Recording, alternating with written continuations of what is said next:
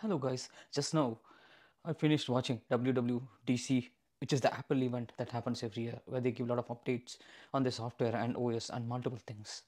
I'm just going to share you the summary of whatever I liked about this event and the updates today. Okay, the first update they gave was about the MacBook Air. MacBook Air, a 15-inch MacBook Air has been launched, and as usual, it is like 12 times faster than the previous one. It has M2 and it is far better than the previous one. All those kind of updates were given. Essential is that a new 15-inch MacBook Air, which is much better than the previous one, has been released. So the next update is that they have launched two new Mac Studio CPU kind of computer, so which has like M2 Pro, M2 Pro Max, M2 Ultra, all those chips. And essential is that they are very fast and they can be used for studio type of designing, or someone is a sound designer, someone who requires very high CPU and transfer input, and many designers who require better rendering capabilities. For them, this is like a standalone CPU that has been launched. So it looks good, but we have to try hands-on to understand how in reality it performs. After that, they came towards the OS updates. The first one was the iOS update. iOS had like not much of updates.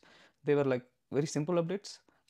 The most important updates in iOS is primarily in the lock screen. So now you can customize even more. Last time they introduced like few customization like font sizes and everything. This time it's even better customization. So you can completely customize your profile and all the stuff. The next one important thing is updates to messages and FaceTime, where you can create a new avatar. And it is like WhatsApp DP, you can say, the background picture in WhatsApp. Similarly, you can have it in your phone, and when someone calls or you call using WhatsApp or FaceTime or something, so that will come up and it will be looking like a DP picture. So that is the second most important. The third most important update was in messages. So in the previous year, you would have seen that you can screen grab from the message some important portion, and you can send it again through the messages to someone else, right? Now you can create that as stickers, and you can use other stickers which is given in the market. Stickers is the newly launched feature in iOS 17, and it looks nice and easy to share, personalized sharing and all those stuff. The fourth and the most important striking update which I got was Apple is replacing the alarm clocks. Yes, we already have alarms in the phone, and most of us we use alarms in phones, but now with always on display, it exactly looks like alarm clock. And you can personalize your alarm clock, and I recently bought an alarm clock. So now the phone will completely turn into an alarm clock, and with the always on display, it gives a stunning experience, and the screen looks really nice. Now with iOS 17 updates, we have to see how it really works. Okay, with iPad OS, they have bought new updates to the lock screen. Then they have introduced a new health app. So previously there was no health app in iPad, it was only in iOS and watchOS. Now they have brought that to iPad as well. Then a few customizations like web apps and introducing PDF, which can be customized. Everything is coming new to iPadOS 17. So there's not much, but these are like small updates to iPadOS. Next up is macOS. For macOS, they're introducing a new OS called Sonoma OS. Okay, so what is so different, or what are the major summary updates for Sonoma OS? So like iOS, you can place your widget anywhere in the home screen. Now it is like confined to the notification area or the tab area. So now you can place it anywhere, you can place it any size, and you can do that. That is one primary update. Most important thing today that was released is the Vision OS and the Vision Pro, which is like a VR headset. Well, as usual, we know there are plenty of VR headsets exist, but this is the similar Apple story. So we knew there were plenty of music players existed, and we used in different sizes and shapes. But once iPod came through, it changed the complete way we listen to music, mainly because it gave us a complete experience, blending the computer and the headset. Similarly, there were so many devices before iPhone came into play. Even there were touch screens, there were even better displays, so many other better apps as well. But once iPhone came in, the experience was completely different because they gave something that is realistic and that has an ecosystem which supports that iPhone. So not everything is separate. Like they gave a complete ecosystem to support the phone, and that is why the experience was completely different. Similarly, now we have plenty of VR headsets. We have played VR games in various malls and other places. But this VR headset is a complete experience. That is what I felt when I saw the WWDC. The most important striking feature is that so it makes use of everything. Like whatever experience they had in iPhone, whatever the experience they had in watch, everything they made use of it, and they are giving a complete package. And the best OS, so they have created a new OS for this one, and a new chip like R1, and a new OS called Vision OS for this one. Okay, what is so different in this one? The very first thing was they have introduced something called EyeSight. Like in all the other virtual reality headset we have, it is completely opaque. You cannot see what the other person is seeing or doing. Other, you cannot interact with them in real time. So if you see, it will be like full blank white color.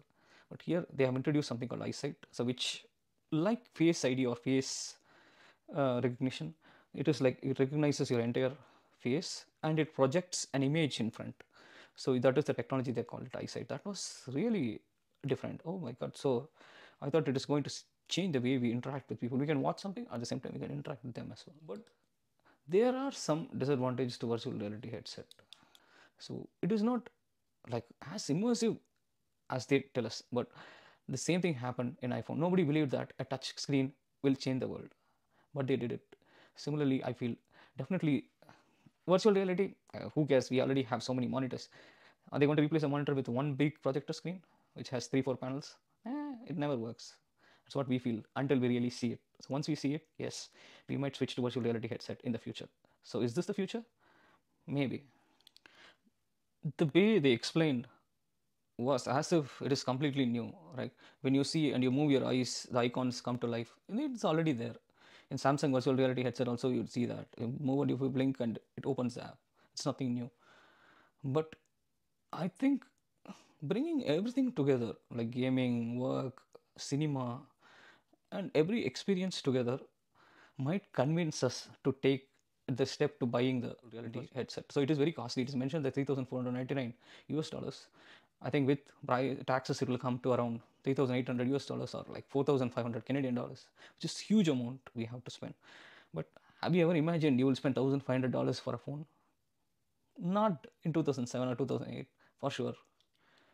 But they are well and truly convincing us that this virtual reality headset is the future and you are getting a piece of the future for just $3,500. The virtual reality headset is not releasing now. It is releasing only next year in US and probably late in the end of next year, 2024 end across the world probably. If I get the chance to try the virtual reality headset somewhere, I'll definitely try and give a video on that, how the experience is. Usually it's immersive, but I cannot continuously see that in virtual reality for more time. But maybe Apple changed it. Maybe they will convince us that we have to see in the videos that are coming up. So for Vision OS, what is the potential for the future? Okay, should I buy this version and should I wait and buy the next one? Yes, there is a ton of potential. So now it is only for individual viewing, individual experience. So what they will do next? Probably they will pair another virtual reality headset together with this one and it will give you a family viewing experience. One movie, it will stream across all the headsets and you can continuously watch and it will give you a complete experience.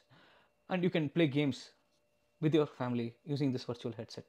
And it will be more, you can creating a virtual work environment also. So if most of the people are working from home and this can, everyone has a headset and a common agenda is being presented and you can be like you're in a real time experience.